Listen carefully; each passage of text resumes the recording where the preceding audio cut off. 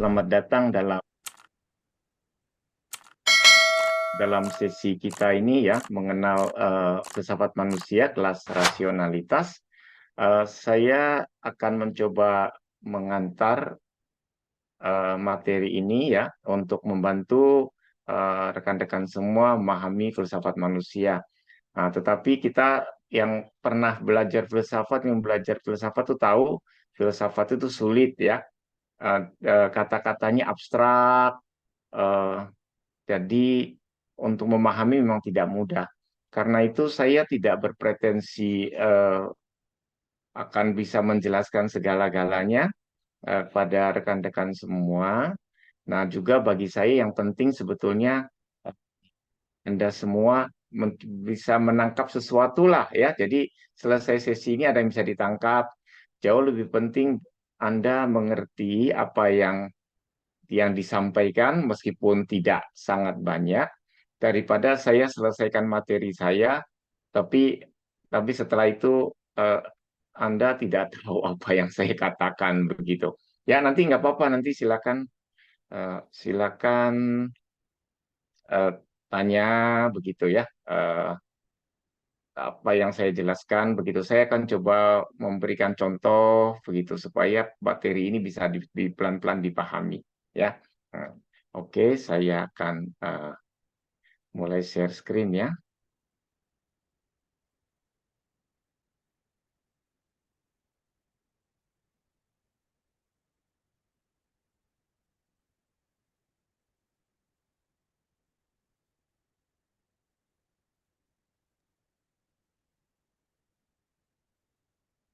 Ini temanya filsafat manusia ya,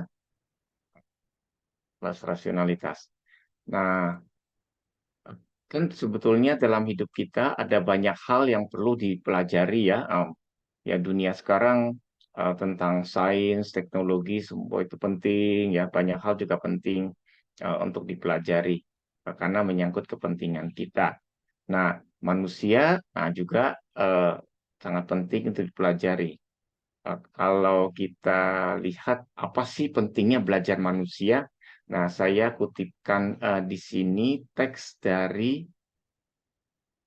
Francesco Petrarch, seorang tokoh humanis Renaissance yang eh, sebetulnya ingin mengajak kita untuk merefleksikan berbagai pengetahuan yang kita ingin miliki, tapi kecenderungan kita adalah mengabaikan soal manusia. Jadi dia mengatakan, untuk apa saya tanya pada Anda, kita mengetahui hakikat hewan berkaki empat, burung, ikan, ular, tetapi tidak tahu bahkan mengabaikan kodrat manusia yang merupakan tujuan kita dilahirkan dan arah perjalanan hidup kita.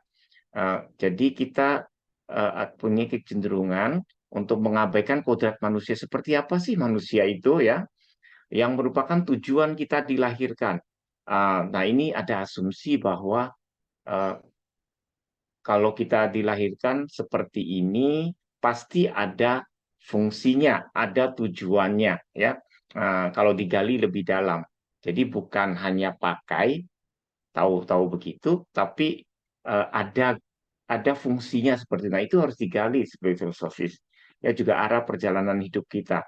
Jadi pengetahuan tentang dunia luar sangat banyak bisa diperoleh, tapi sangat penting kita mendalami manusia itu.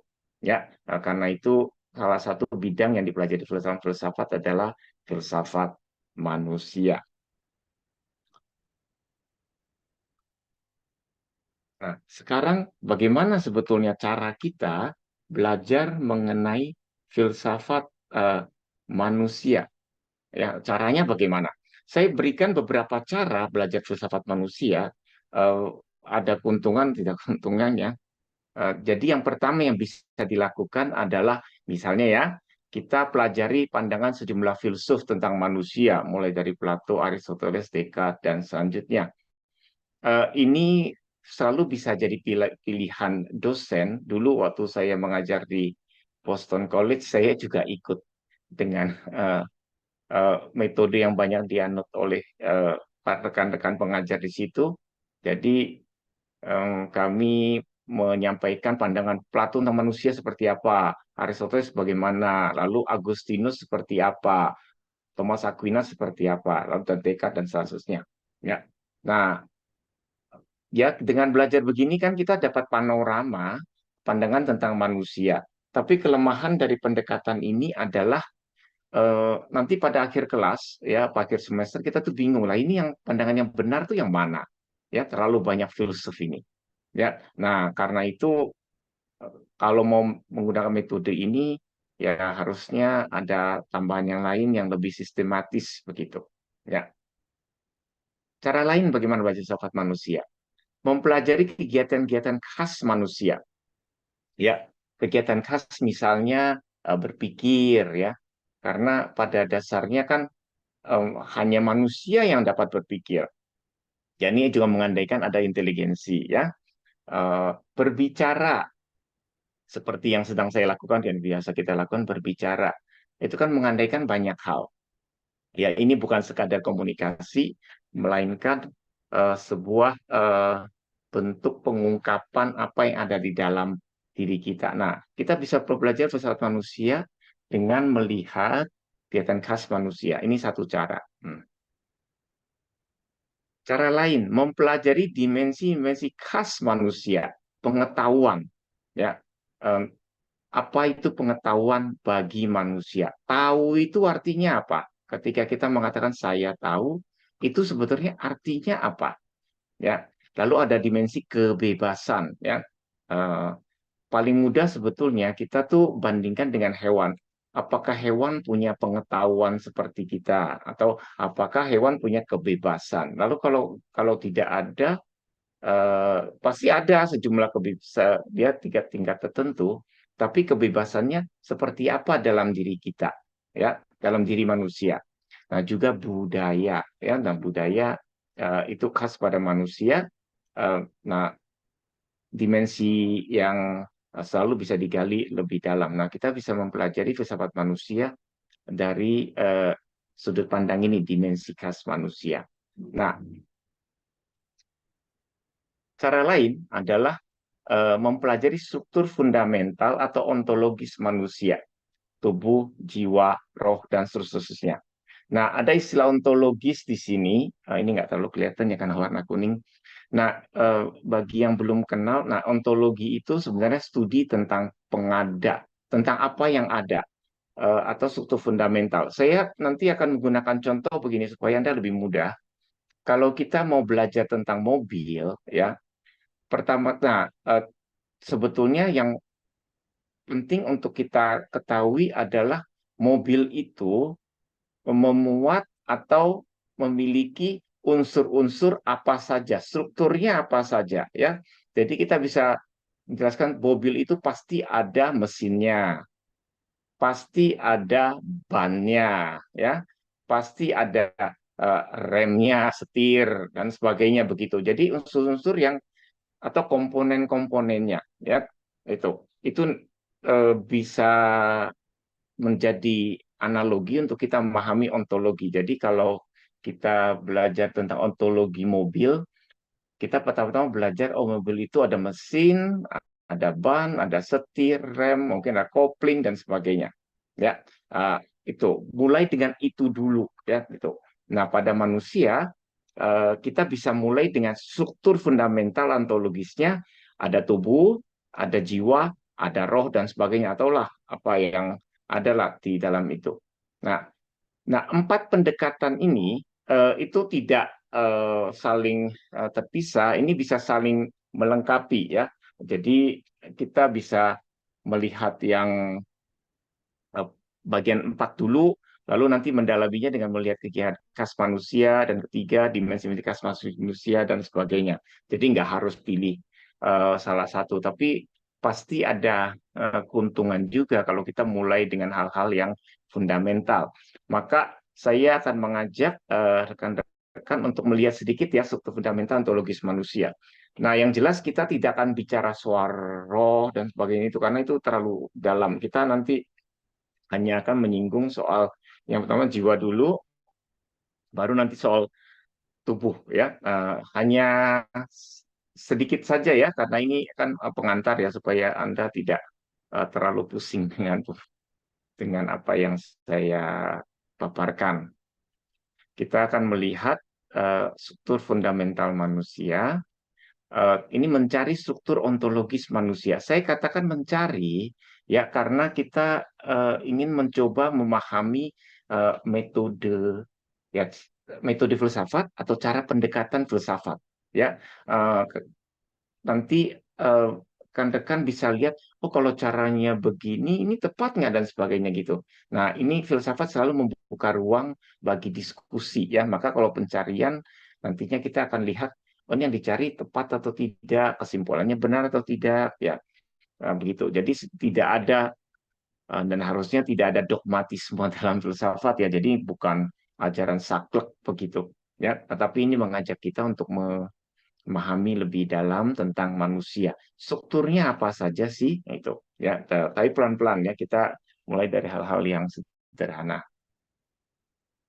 Saya akan tunjukkan dulu apa manfaatnya menggunakan pendekatan ini melihat struktur ontologis manusia. Eh, Pertama, kita membantu kita memahami struktur dan unsur-unsur dasar ya yang membentuk manusia ya.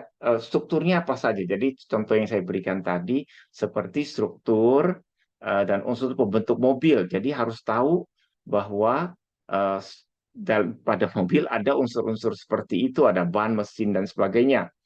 Em, dan kita harusnya mempelajari lebih dalam begitu ya. Eh, Meskipun dalam praktek kalau pertama kali kita mengenal mobil kita kan sudah punya keinginan untuk menggunakan mobil itu ya. Jadi biasanya kita tidak terlalu tahu banyak mengenai mesin misalnya. Saya juga nggak tahu mesin mobil.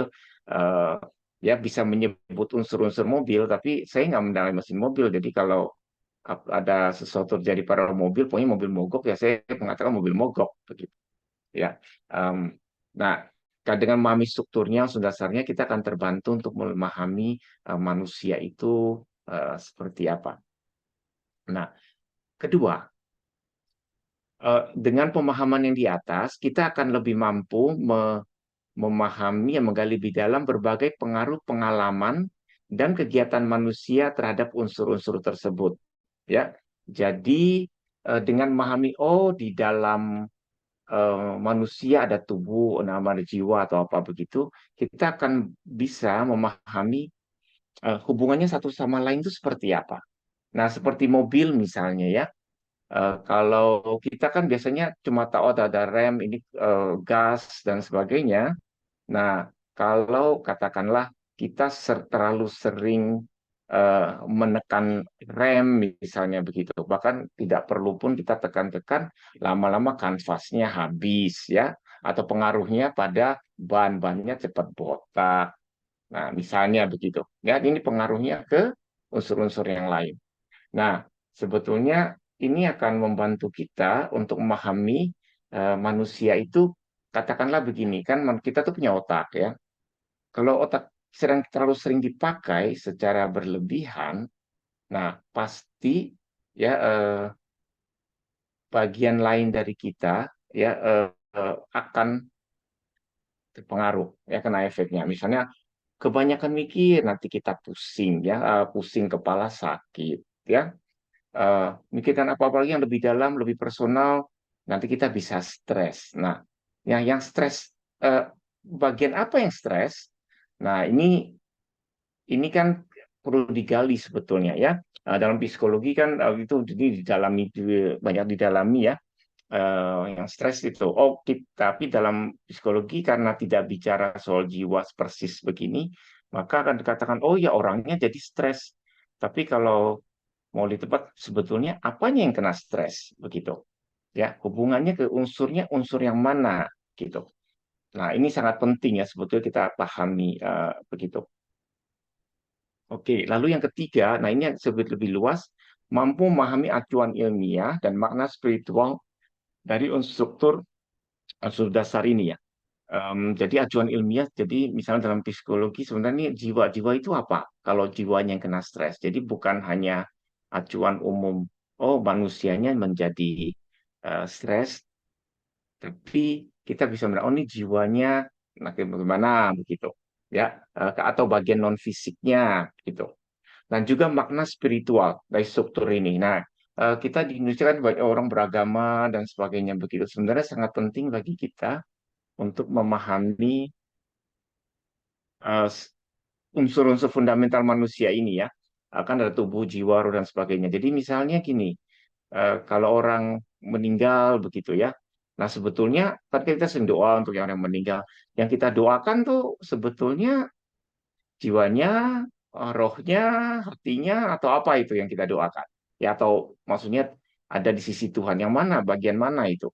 Eh, Nah, nah, kalau kita tidak punya pemahaman yang jelas mengenai hal-hal ini, maka kita tidak juga bisa menyampaikannya atau bahkan berdoanya dengan tepat begitu karena kita sendiri tidak tahu bedanya unsur-unsur ini itu apa ya. Nah, karena itu sangat penting bagi kita untuk memahami unsur-unsur ini supaya kita dapat menggunakannya dengan lebih tepat. Nah, filsafat bisa memberikan eh, bantuan dalam hal ini. Ya, tapi pelan-pelan ya, karena ini hal yang sangat dalam. Ada sejumlah hal yang filsafat pun sebenarnya tidak bisa, cuma bisa menunjukkan arahnya saja. Ya, jadi manfaatnya kalau kita melakukan pendekatan ini.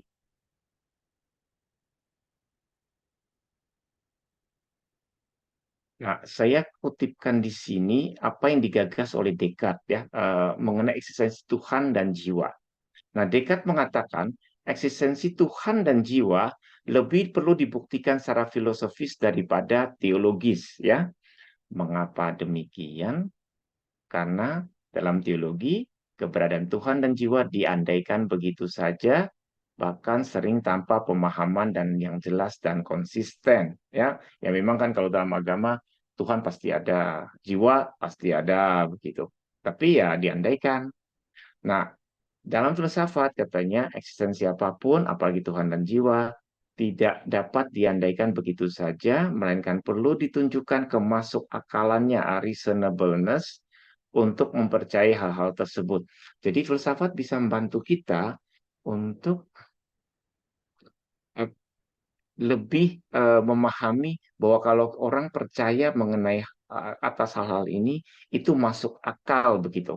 Maka pemahaman itu sangat penting dalam filsafat ya. Jadi bukan hasilnya, tetapi apa yang dipahami dari situ, metodenya apa, lalu kita refleksikan, benar nggak ya kalau begini, begitu. Ya maka em, berdiskusi dalam secara filosofi itu sangat penting ya untuk memperjelas juga apa yang dipahami. Juga kalau ada misalnya ada keberatan, oh ya ini kalau begini konsekuensinya begini dong dan sebagainya. Jadi kita gali lebih dalam, ya. Jadi penting bagi kita untuk menggali eksistensi ini ya Tuhan, jiwa apapun lah yang seringkali diandaikan. Nah ini kutipannya dua pertanyaan dari buku Rene Descartes ya Meditations on First Philosophy. Dua pertanyaan menyangkut Tuhan dan jiwa ada hal-hal yang paling utama yang perlu dibuktikan lewat argumen filosofis daripada teologis.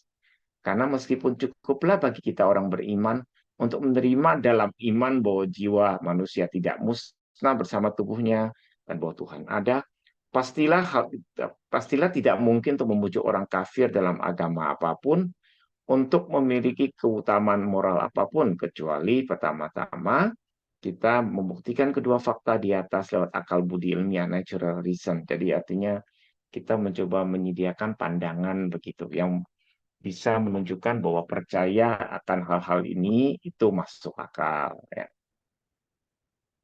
Oke. Nah, sekarang caranya bagaimana ya? Nah, saya tunjukkan satu prinsip metafisika yang bisa membantu kita untuk memahami yang ini dalam konteks ini ya, ini misalnya soal jiwa. Dari mana gagasan tentang jiwa itu? Nah, ini prinsip metafisika Thomas Aquinas. Prinsipnya namanya agere sequitur esse atau action follow beings atau tindakan itu hanya mungkin dilakukan kalau ada strukturnya ya. Jadi prinsip ini menuntut kurang-kurangnya ada penjelasan atas semua kegiatan pengada berdasarkan ada pengada tersebut. Ini ada ini sangat abstrak ya. Jadi berdasarkan katakanlah strukturnya, ya. Mungkin saya bisa beri contoh misalnya ya, kalau ada kendaraan, ini paling mudah kendaraan ya, yang bisa melaju 100 km per jam. Nah, asumsi kita pasti kendaraan itu pasti ada mesinnya. Jadi kalau ada orang mengatakan, oh dia naik sepeda loh, dan kalau naik sepeda itu cepat sekali dia, ngayunya sudah bisa 100 km per jam. Sepeda mana yang bisa melaju 100 km per jam kecuali ada mesinnya, ya. Tuh, ya. Jadi asumsinya adalah pengada hanya dapat melakukan kegiatan tertentu apabila ada basis ontologis atau basis struktural yang memadai dalam struktur pengada tersebut. Ya, Em, nah ini prinsipnya. Jadi kita caranya tahu strukturnya adalah dengan melihat kegiatannya. Kegiatan ini menuntut struktur seperti apa? Ya, dan dari situ jadi kita semacam mundur ke belakang begitu. Lihat, ini kemungkinannya ada struktur apa ya? Pasti ada struktur yang mendukung kegiatan ini. Kalau tidak, kegiatan ini nggak akan bisa dilakukan. Eh, gitu. Ya, nah ini prinsip metafisikanya. Nanti kalau ini tidak jelas, nanti bisa ditanyakan. Oke, kita mau pakai struktur itu ya, mau prinsip itu untuk memahami manusia. Dari mana gagasan jiwa muncul begitu dari awal. Nah, kita mulai dari kegiatan, misalnya ya, asimilasi. Ya, kita tahu ini sebenarnya pelajaran biologi sih waktu SMP kali ya. Nah, asimilasi berkembang, mengembangkan diri, mengubah apa yang dimakan, dicerna, menjadi substansinya sendiri, menjadi bagian dari diri kita. Ya, jadi kalau kita makan, gitu. Setelah makan ditelan ya kita eh, terus kita tidak peduli apa yang terjadi dalam diri kita kan pokoknya nanti di dalam tuh proses ya. Nah, gitu. Jadi setiap pengada hidup ya living being punya kemampuan asimilasi. Tumbuhan pun punya ya. Jadi kita beri pupuk, air ya. Eh, Nanti tumbuhannya sendiri yang menyerap pupuk dan air itu untuk dipergunakan kepentingannya berkembang dan sebagainya.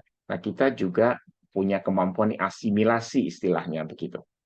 Ya, ini pakai makanan, minuman dan sebagainya. Nah, pertanyaan yang bisa muncul di sini adalah apa yang memungkinkan ini? Ya, em, memungkinkan hal ini terjadi dalam pengada hidup. Bukan soal kita punya perut, eh, atau usus dan sebagainya, tapi kan ada semacam koordinasi begitu dari dalam. Ya, ini kegiatan ini. Jadi ada apa yang struktur apa yang memungkinkan terjadinya proses ini?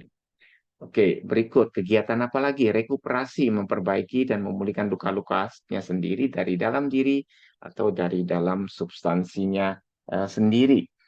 Kalau kita terluka, tergores, ya, kalau goresannya kecil, kan luka itu akan sembuh sendiri. Lah kok bisa? Ya karena tubuh yang kan melakukannya atau dari dalam begitu ya. Eh, dan yang melakukannya. Nah, kalau lukanya cukup parah ya perlu bantuan dari luar ya, bisa diperban atau kalau pendarahan, pendarahan harus dihentikan, tapi tubuh sendiri yang harus melakukannya dari dalam.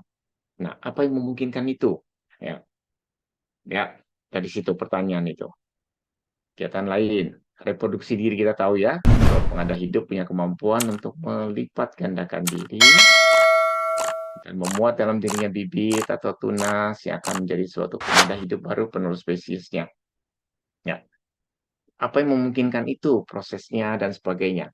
Nah, ini sekali lagi yang diarah bukan soal pertama-tama yang bersifat fisiknya, mekanismenya apa, tetapi soal apa yang memungkinkan koordinasi ini.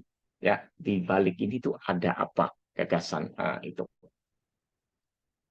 Oke, dua kegiatan lain supaya nanti baru kita bisa tarik kesimpulan.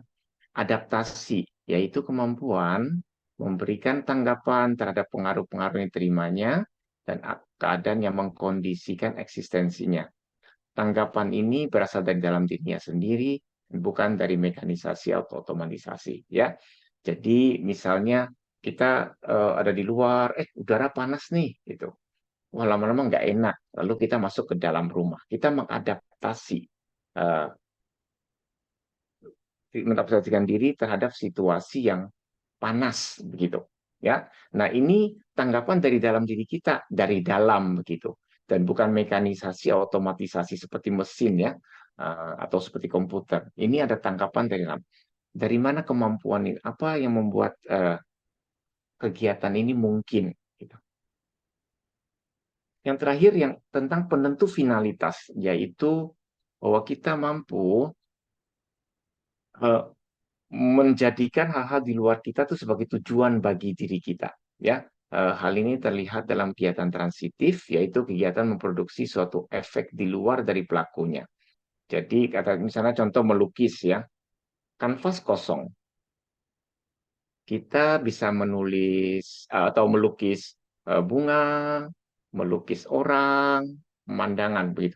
Jadi kita yang eh, sebetulnya menciptakan apa yang ingin eh, kita lukiskan itu, ya, menjadi tujuan dari kita pada manusia. Kita menentukan finalitas atau tujuan dari kanvas ini, mau saya buat gambar atau lukisan apa, ya.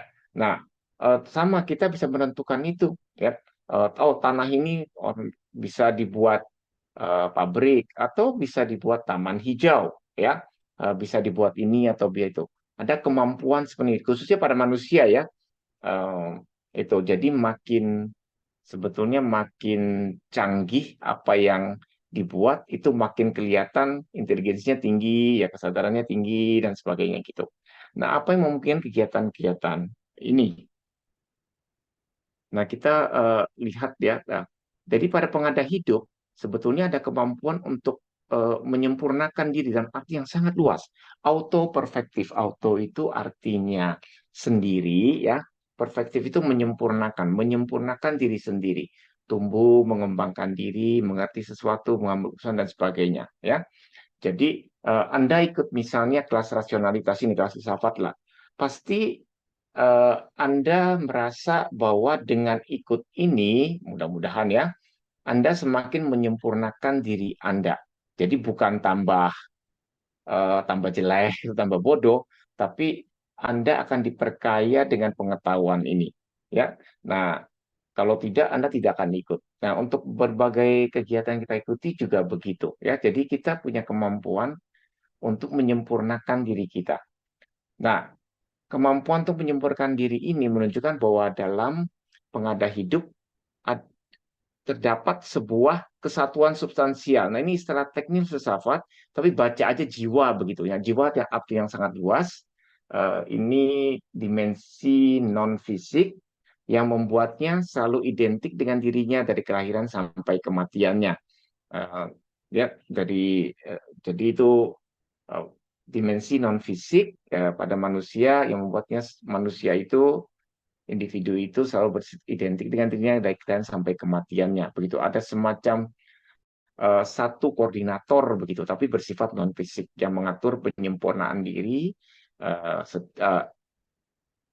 orang tersebut yang masing-masing itu. Nah,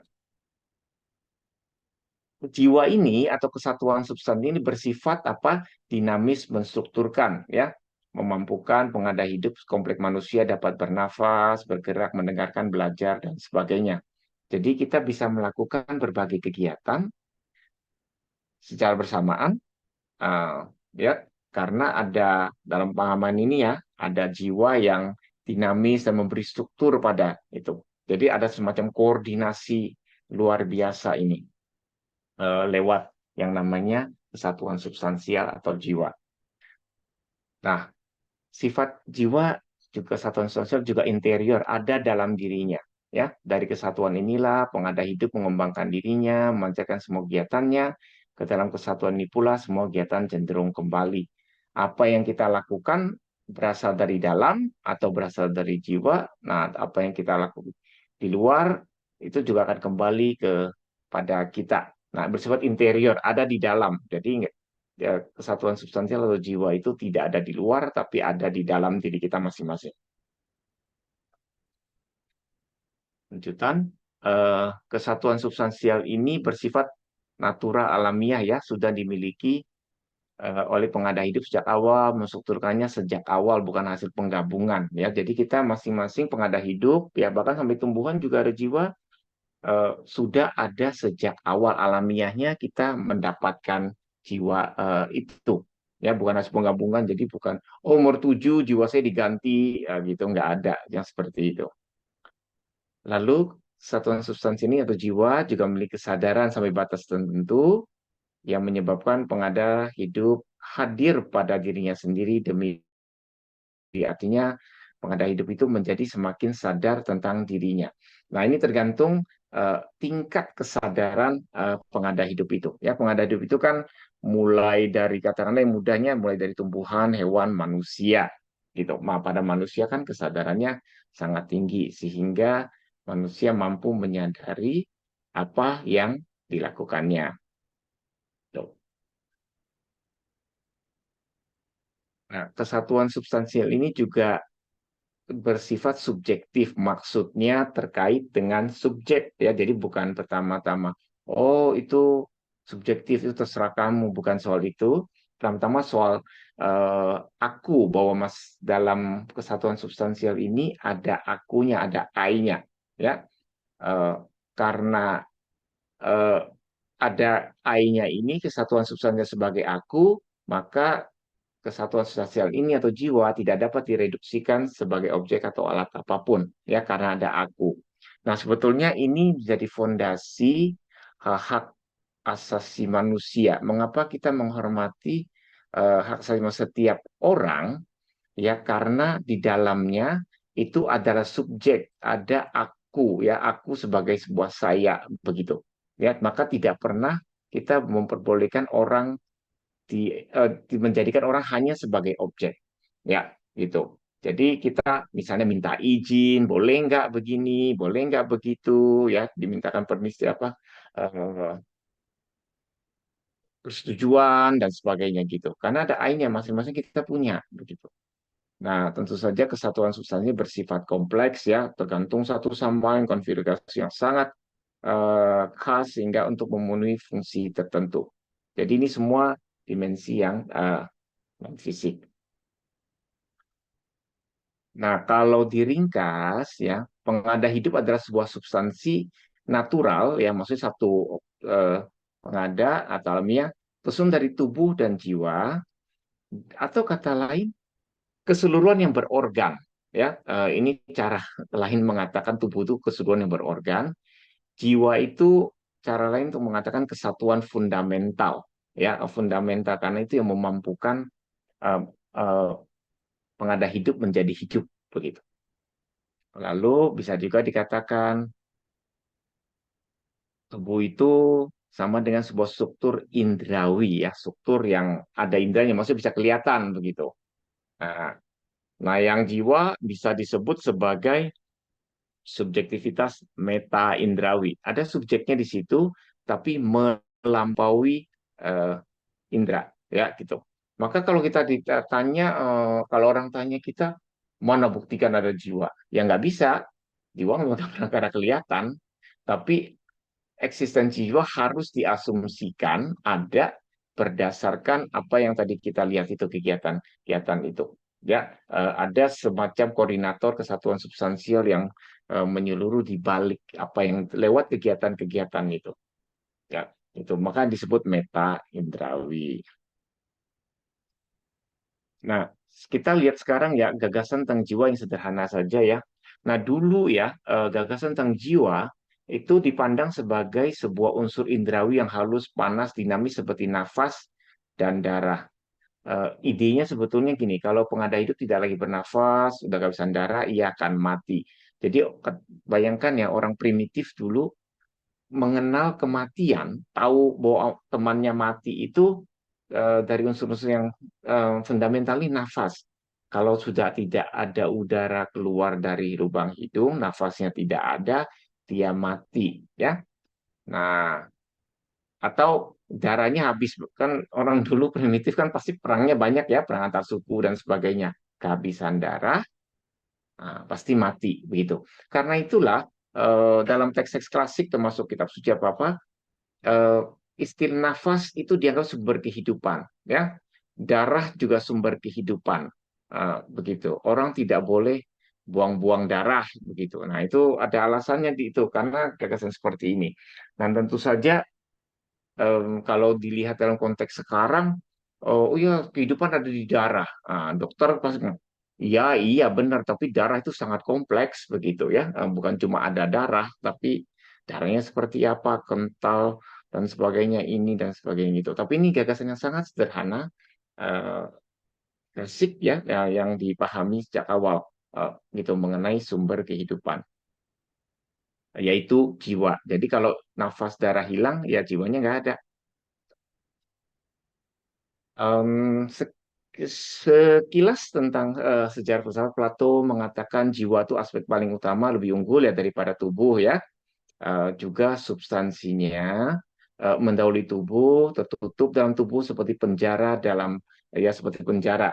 Jiwa merupakan aku yang benar, tubuh merupakan suatu asing bagi sang aku. Jadi dalam teks Republik misalnya digambarkan jiwa-jiwa itu antri misalnya ya, antri untuk masuk ke dalam tubuh begitu. Dan jiwa dianggap sebagai eh, substansi yang lebih benar, lebih lebih nyata, lebih nyata, lebih tepat gitu daripada hanya hanya tubuh begitu ya. Tubuh itu sementara begitu. Nah, ini juga ada gagasan religiusnya di belakang itu ya. Jadi kalau dalam agama misalnya, oh ya hidup kita yang sejati nggak di dunia ini, itu hidup sementara begitu. Yang penting kehidupan jiwa. Nah ini ada unsur platonisnya sebetulnya gagasan eh, gitu. Ya aku yang benar ada di jiwa misalnya. Nah muridnya Aristoteles nggak setuju ya. Jiwa yang penting katanya seperti gurunya eh, memang datanya berbeda dengan tubuh.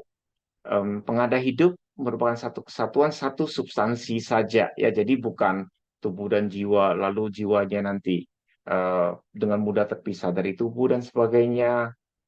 Tapi eh, jiwa tidak dapat bereksistensi terpisah dengan tubuh. Jadi Aristoteles itu tidak bisa memahami bahwa ada jiwa bisa keliaran begitu tanpa tubuh itu eh, tidak bisa dipahami. Ya mungkin karena dia ahli biologi ya, jadi dia tidak bisa memahami eh, hal seperti itu. Ini agak metafisik ya. Jadi baginya em, jiwa bukan pengada hidup yang lengkap, hanya prinsip konstitutif esensial pengada hidup. Jadi itu membantu atau memberikan struktur pada pengada hidup supaya jadi hidup gitu.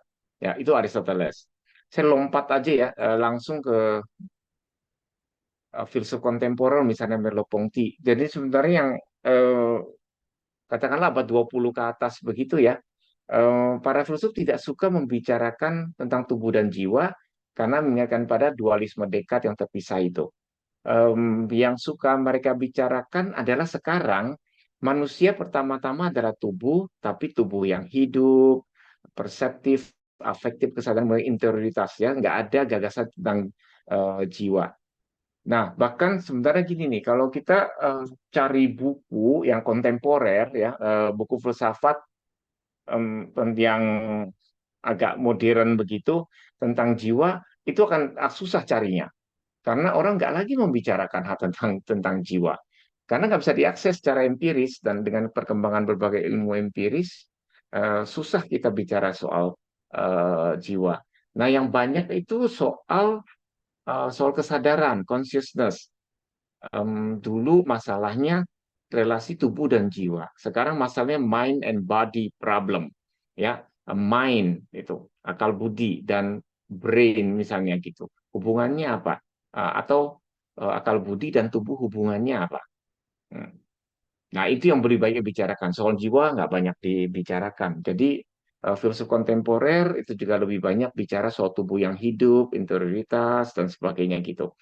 eh, soal jiwa praktis tidak disebut lagi karena nggak memang susah membicarakan hal seperti itu karena sifatnya non fisik dan hanya diasumsikan begitu. Sementara ilmu-ilmu empiris selalu menekankan data mana itunya, kelihatan atau tidak dan sebagainya. Oke, sekilas tentang tubuh ya manusia. Nah, setelah itu kita bisa diskusi. Tubuh secara umum ya, seperti semua tubuh yang tidak berjiwa. Sebenarnya agak aneh kita bicara tubuh yang tidak berjiwa karena kalau tubuh itu kan konotasinya itu hidup ya gitu. Tapi kan sebetulnya dalam arti ini objek apapun selama menempati ruang itu bisa disebut tubuh ya, meskipun kita masa masa gelas kita disebut punya tubuh kan enggak ya, tapi anggaplah begitu ya. Tubuh manusia menempati ruang, punya bentuk materi tertentu, dapat diukur dan dihitung, terikat pada perubahan ruang waktu. Nah, ini terkait dimensi fisik ya. Maka badan kita bisa diukur nih, ya bisa ditimbang, beratnya berapa dan sebagainya. Karena kita sebetulnya kalau dari sudut fisik, kita tuh tidak ada bedanya eh, dengan meja, kursi, dan sebagainya gitu. Nah ini kadang-kadang kita perlu ingat ini ya, bahwa kita tuh punya tubuh yang bersifat fisik, hanya dari kalau dari lihat hanya dari situ, hanya bersifat fisik ya. Jadi kita tunduk pada hukum-hukum yang menyangkut fisik ya, misalnya kita dapat sakit karena tubuh kita makin lama makin kurang berfungsi ya. Jadi karena semua benda yang ada di dunia kan itu terbatas ya, kena pengaruh waktu ya. Nah, lebih dalam lagi, seperti semua tubuh yang hidup ya, tubuh manusia punya kumpulan organ yang memungkinkan untuk membarui produksi diri. Ini udah level lebih dalam ya, living body ya, ada kumpulan organ di situ ya yang bisa memperbarui diri, produksi diri. Nah, sekarang lebih dalam lagi. Seperti semua tubuh hewani, tubuh manusia dilengkapi dengan panca indera yang membuatnya sadar dengan lingkungannya dan bereaksi secara afektif. Ya, nah di sini yang dibicarakan adalah manusia dan hewan. Lihat itu punya panca indera, sadar akan lingkungan dan bisa bereaksi secara afektif ya, senang tidak senang, menjauhi atau mendekati dan sebagainya. Ini lewat tubuhnya. Hmm. Kita bicara sedikit saja soal kekhasan tubuh manusia ya. Soal tubuh manusia, posisi tegak. Nah, em, ini kan sebetulnya kalau dilihat itu ada background teori evolusi. Jadi kan teori evolusi itu manusia yaitu bukan yang primat, masih eh, yang agak awal ya evolusi eh, manusia, primat dan terus lama-lama ya katakanlah dari primat, simpanse dan sebagainya lama-lama manusia itu mulai berdiri atas dua kaki ya dan kepala badannya mulai tegak begitu ya, posisi tegak. Nah, apa signifikansi dari posisi tegak ini? Manusia mampu melihat benda-benda dari atas ya. Nah, lalu sekaligus menunjukkan memudahkan peningkatan aktivitas roh. Dia mulai dari atas. Jadi berarti dua tangan kita itu sebetulnya kan dulu sebetulnya kaki begitu. Tapi dengan badan terangkat ke atas lewat proses evolusi, maka tangan kita tuh bebas begitu untuk itu. Ya, jadi kalau kita tanya sebenarnya tangan tuh buat apa sih? Dari sudut biologisnya, ya buat apa saja. Ya, ternyata tangan kita bisa pakai untuk apa saja kok. Ya, ambil ini, ambil itu, ya, untuk menghibur orang yang susah bisa, untuk pukul orang juga bisa gitu ya. Nah, lalu apa itu peningkatan aktivitas roh? Nah, ini aktivitas roh jadi hal yang jauh lebih dalam ya daripada jiwa. Artinya begini nih, dengan badan kita, tubuh kita terangkat ke atas ya, wajah kita kan sebetulnya terekspos ya gitu. Nah, maka wajah kita itu sebetulnya bisa dilihat oleh orang lain ya. Nah, dengan demikian sebetulnya nah nantinya manusia itu ketika berhadapan dengan orang lain berkomunikasi itu sebenarnya harusnya itu menggunakan wajahnya. Jadi menggunakan wajahnya karena wajah itu terangkat ke atas begitu. Aktivitas roh. Komunikasi yang benar itu dilakukan antar wajah gitu. Kita harus saling melihat itu. Itu dimensi rohani itu sebetulnya pada level itu. Dan saya kutipkan satu lagi ya terkait dengan hal ini. Berkat kombinasi kevertikalan ya vertikal ya. Jadi kita posisi tegak dengan kesadaran peralatan wajah manusia dibebaskan dari segala fungsi kealatan, penyerangan, pertahanan.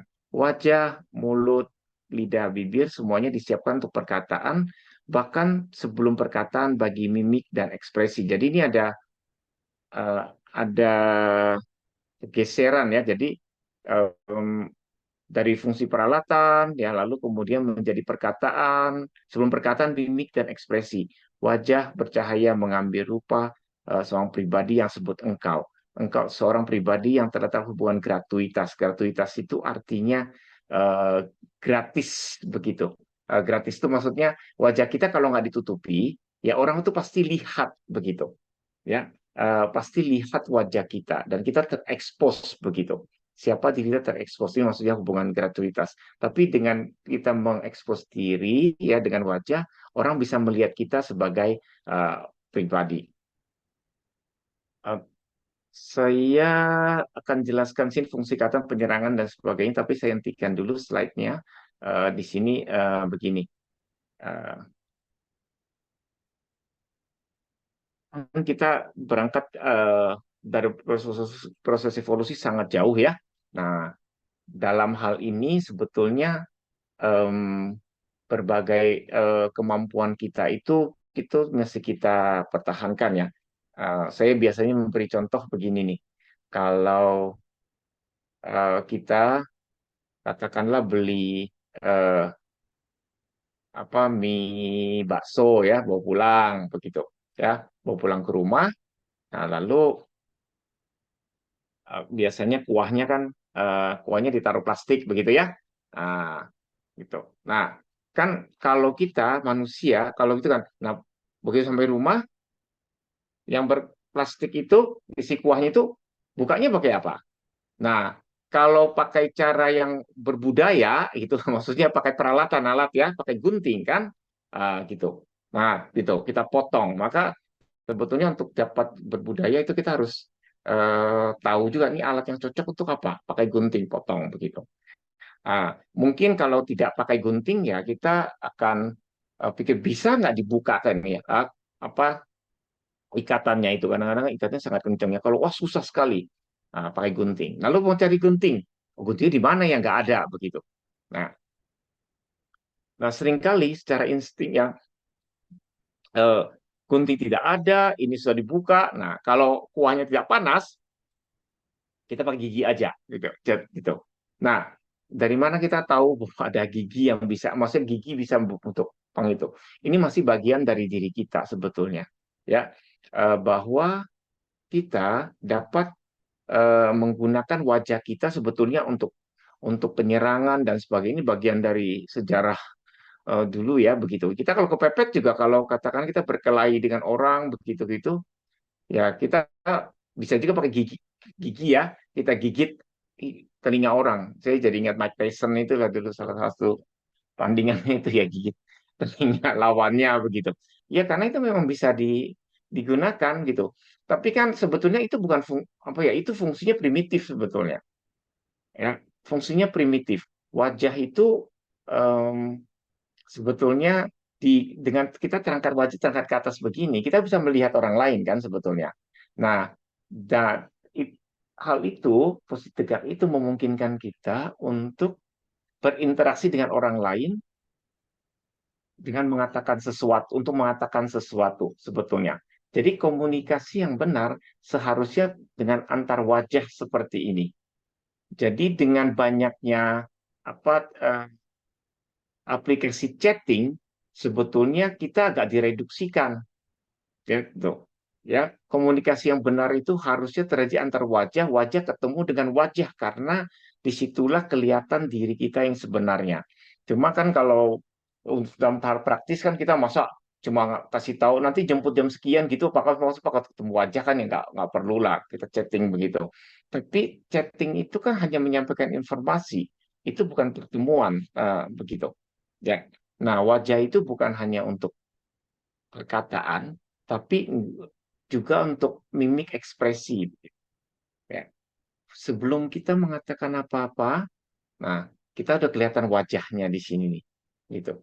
Ya, jadi wajah itu sangat penting. Nah, ini sebetulnya yang eh, bisa menjadi ungkapan dimensi roh dari kita. Jadi rohani itu bagian dalam dari kita yang eh, jauh melampaui jiwa itu. Nah, ini sebetulnya salah satu makna penting dari eh, tubuh kita sebetulnya. Apa artinya kita sebagai manusia punya memiliki tubuh seperti ini. Nah, ini sedikit materi mengenai filsafat manusia, ya. Jadi saya ajak rekan-rekan untuk melihat struktur ontologi atau struktur fundamental manusia. Kita hanya sedikit melihat eh, metode filsafat, bagaimana filsafat itu mencoba menggali arti jiwa itu apa, dari mana gagasan seperti itu lewat kegiatan-kegiatan yang dilakukan oleh manusia, ya sampai kepada gagasan jiwa atau namanya kesatuan substansial gitu. Nah, meskipun istilah jiwa itu sama sekali kita nggak banyak katakan lagi kecuali dalam konteks agama atau agama atau kematian begitu ya. Semoga jiwanya terima sisi Tuhan. Tapi lebih dari itu kita nggak tidak banyak bicara soal jiwa gitu.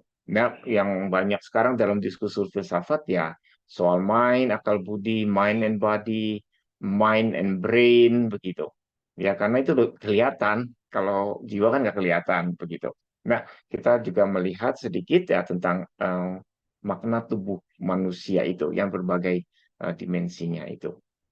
Mungkin ya mudah-mudahan materi ini bisa membantu kita untuk memahami lebih dalam ya lewat pertanyaan, diskusi-diskusi yang nanti akan kita lakukan. Begitu Mas Wadio, saya kembalikan kepada Mas